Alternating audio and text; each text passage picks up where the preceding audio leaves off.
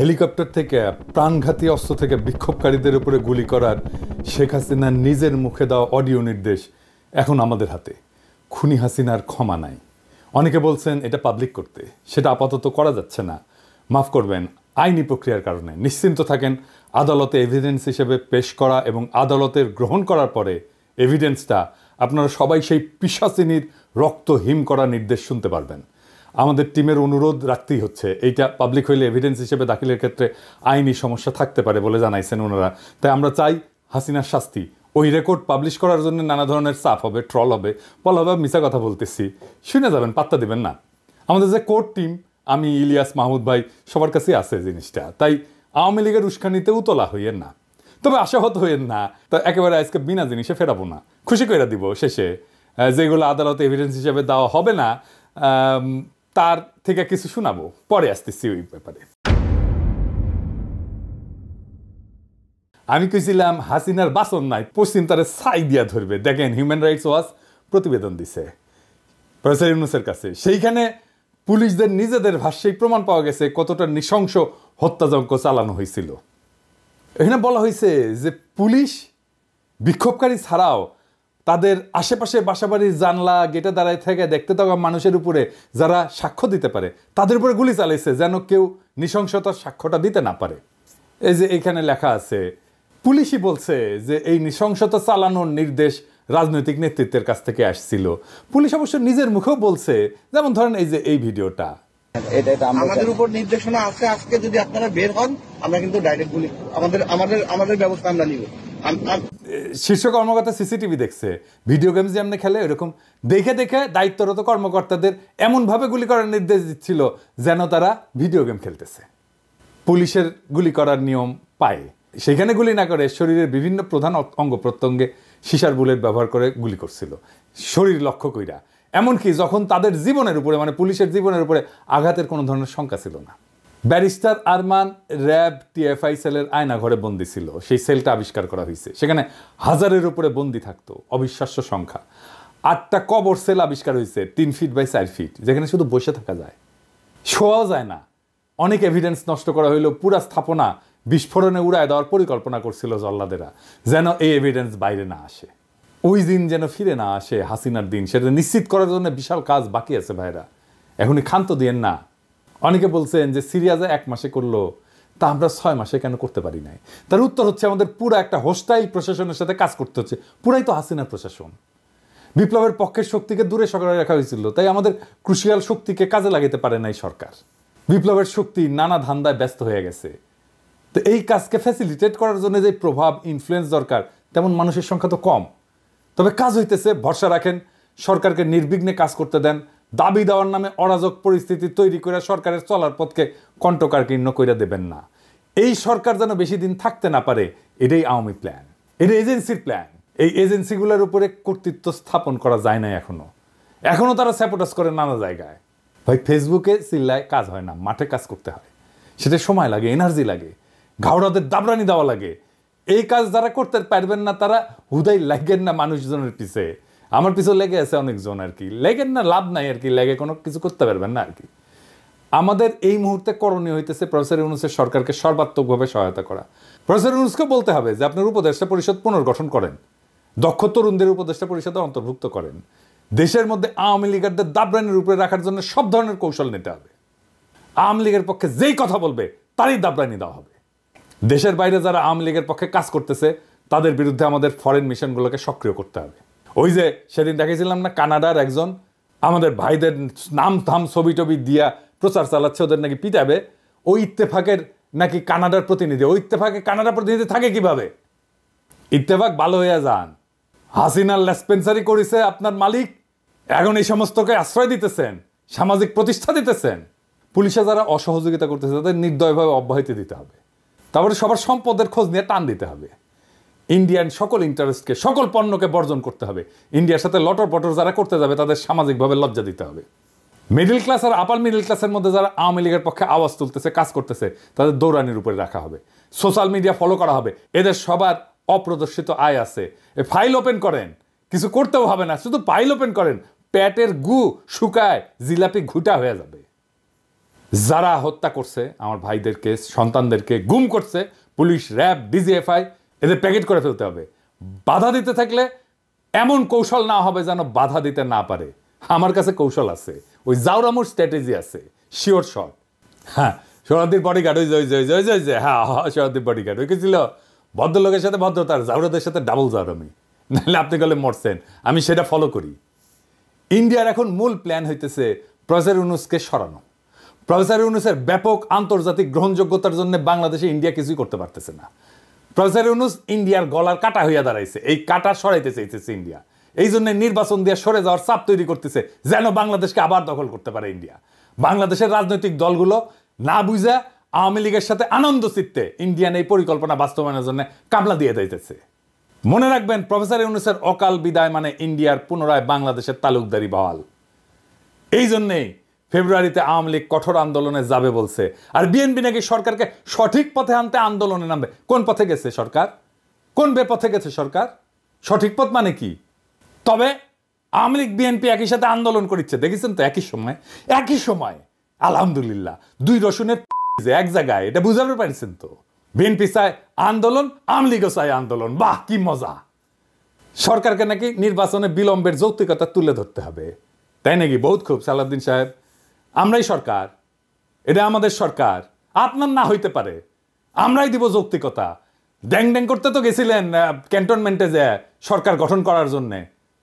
এখন সরকারকে অন করেন না, না এখন সরকার আপনার না, আমাদের সরকার, আপনার না হইতে পারে, তবে দিব, আমরাই দিব যৌক্তিকতা। আগামীকাল দেই, হ্যাঁ মাইনা নেবেন, আমি শিওর। একটা দিন টাইম দেন, মেলা কাজ করার লাগিচ্ছে তো, একটা দিন টাইম চাচ্ছি, খুশি করে যৌক্তিকতা দিয়ে দিমুনি, আমি দিমুনি।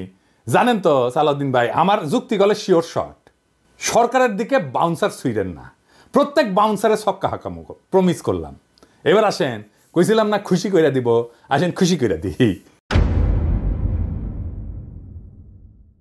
হেলিকপ্টার কোন কোন দিক দিয়ে গেছে আর কই কি হত্যাযজ্ঞ চালাইছে, এটা কেমনে বের করা হয়েছে জানেন? এটা রিক্রিয়েট করা হয়েছে কেমনে জানেন? ক্রু যারা ছিল তাদের সকলের পকেটে মোবাইল ছিল, নিচ দিয়ে উড়িছে আর মোবাইলগুলো কাছের টাওয়ার থেকে সিগন্যাল নিছে আর বেচারারা মরিছে। ছবির মতো রিক্রিয়েশন হয়েছে আর কি। নিচে থেকে হয়েছে ভিডিও, অসংখ্য সিসিটিভি ক্যামেরার ফুটেজ। মুগ্ধর ভাইয়ের কাছে কয়েক টেরাবাইট আছে ফুটেজ। মুগ্ধর গুলি খাওয়ার যে রিক্রিয়েশন ওর বড় ভাই নিজের হাতে করেছে কলে। হাসিনা সবার কল রেকর্ড করার জন্য ওই যে এনটিএমসি করেছিল। 5 তারিখ সন্ধ্যায় পুরা রেকর্ড ডিলিট করার নির্দেশ দিচ্ছে এক ব্রিগেডিয়ার জেনারেল। আইজার নাম কইলাম না, ব্রিগেডিয়ার সাহেব ভালো হইয়া যান, মুছেও গলে দিছে সব। আমাদের কাছে স্বীকারোক্তি আছে কে বলছে মুছে দেওয়ার জন্য। আদালতে দাখিল করা হবে এমন সাক্ষ্য প্রমাণ নষ্ট করার জন্য জেনারেল সাহেব আপনি আদালতে উঠবেন, লিখে রাখেন। তবে সেই সব রেকর্ড উদ্ধার হয়েছে আলহামদুলিল্লাহ। সমস্ত টেলিফোন কল টেরাবাইটের পর টেরাবাইট ওই সময় ডিটেইল অন্দরমহলের ঘটনার ছবির মতো রিক্রিয়েশন করা সম্ভব হইতেছে। আমি শুনেছি একের পর এক। প্রথমে শুনেছি দরবেশ বাবার কল রেকর্ডগুলা, যে খুচরা কল রেকর্ড, ছোট ছোট ছোট ছোট মেলা কল রেকর্ড প্রচুর। এর মধ্যে অনেকগুলো এভিডেন্স হিসেবে ইউজ করা হবে, তো যেগুলো আমরা এভিডেন্স হিসেবে ইউজ হয়তো করবো না সেগুলোই শোনাই। হ্যাঁ এজিৎ সাহেব শুনান না কয়টা।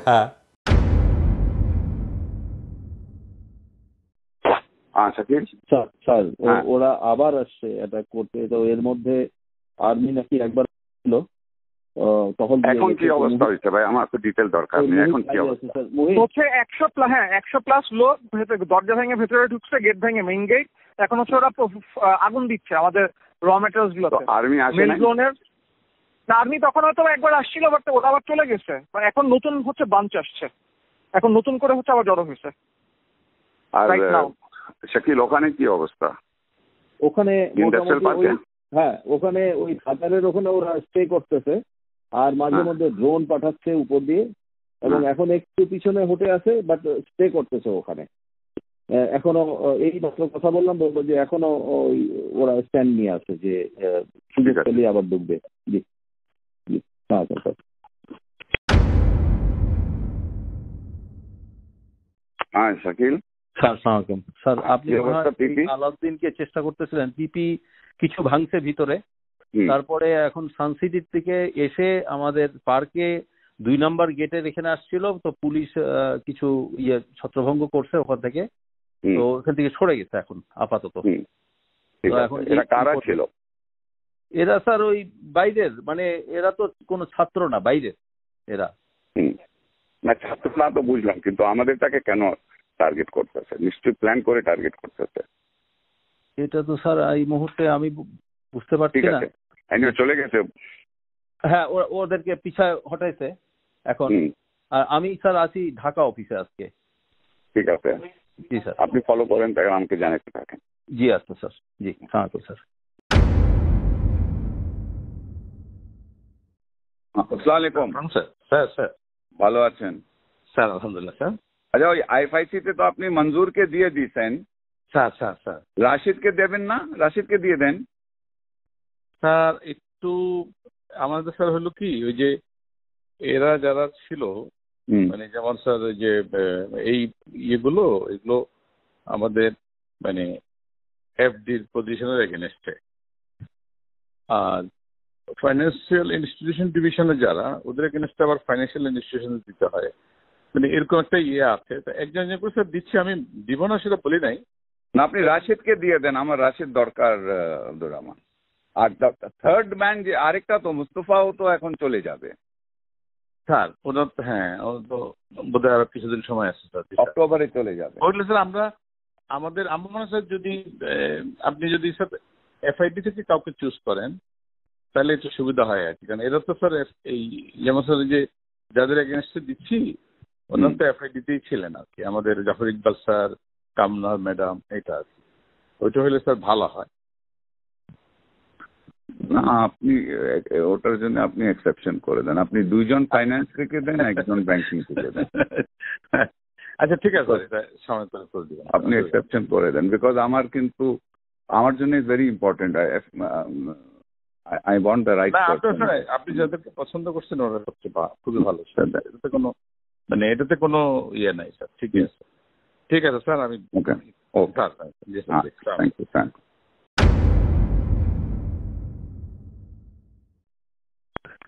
সালমান ভাই, হ্যাঁ আপনি কি গণভবনে?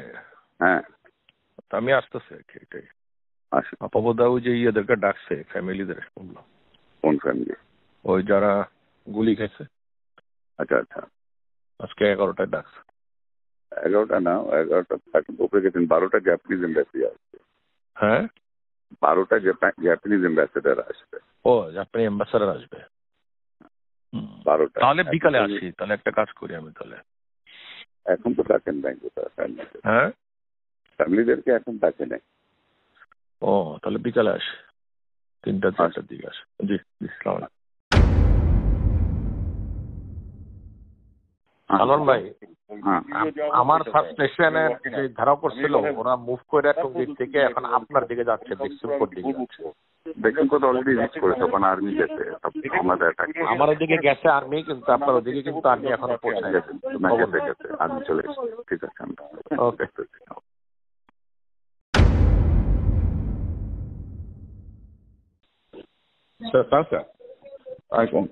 আচ্ছা, আরেকটা, ওই আপনারা যে ন্যাশনালাইজ ব্যাংকে কি ডিএমডি প্রমোশন হচ্ছে নাকি?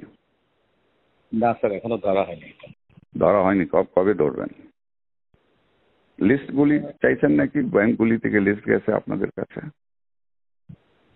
তারা এলিজিবল হইতে পারে, কিন্তু হ্যাঁ হইতে পারে, এখনো প্রসেস শুরু হয় না এইভাবে, এত চিন্তা ভাবনা। ও আচ্ছা, ওরা নিজেরা হয়তো লিস্ট দিচ্ছে। ও ডিএমডি তো স্যার হলো যে জিএম থেকে হয়, জিএম থেকে ডিএমডি হয়। তো ওটা আপনার প্রসেসটা কি কবে শুরু করবেন? এটা স্যার আরো সময় আছে, বসতে হবে, সময় আছে স্যার।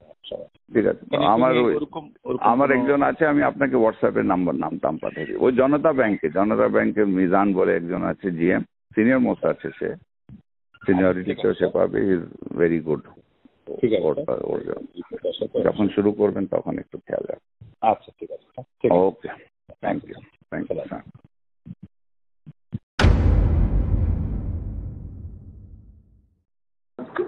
हाँ, अस्सलाम वालेकुम। Salman, Ziddur is in Molvi Bazaar for a local meeting with the MPs and all that. Okay. Can you meet tomorrow? हाँ, sure. Give me a call tomorrow. Okay, ठीक है।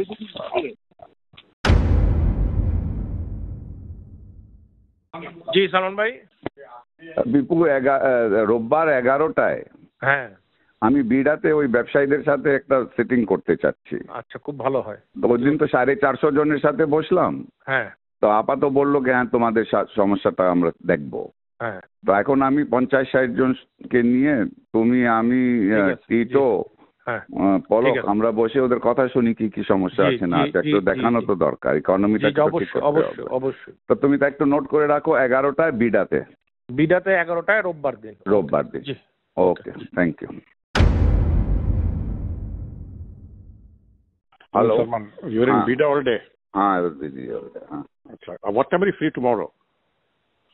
Tomorrow, maybe in the morning I should be free. Around what hours? 11? 12ish. Okay. 12ish. ঠিক আছে।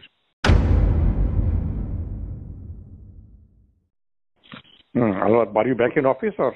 No, I'm not back. I will be back. Come to my home around 5:30 or 6 o'clock. Okay. Come to my home at 6 o'clock. That is better. We'll do that. 6:30 do that. ঠিক আছে। পাশে আসো। আচ্ছা, okay. Hello. Hello.